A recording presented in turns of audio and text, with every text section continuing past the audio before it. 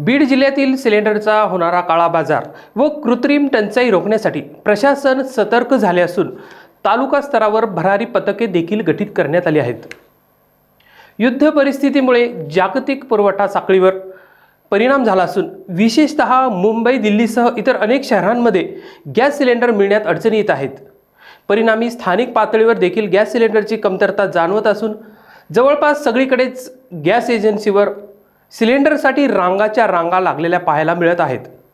या परिस्थितीमध्ये घरगुती गॅसचा अवैध वापर, काळा बाजार रोखण्यासाठी जिल्हा प्रशासनाने मात्र आता कडक पावले उचलली आहेत।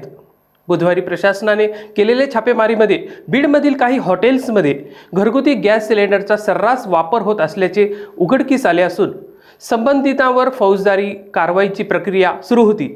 तर गॅसचा काळा बाजार रोखण्यासाठी जिल्हा प्रशासनाने तालुका स्तरावर भरारी दक्षता पथके गठीत केली असून ही पथके ठिकठिकाणी व्यवसायांना अचानक भेटी देणार आहेत।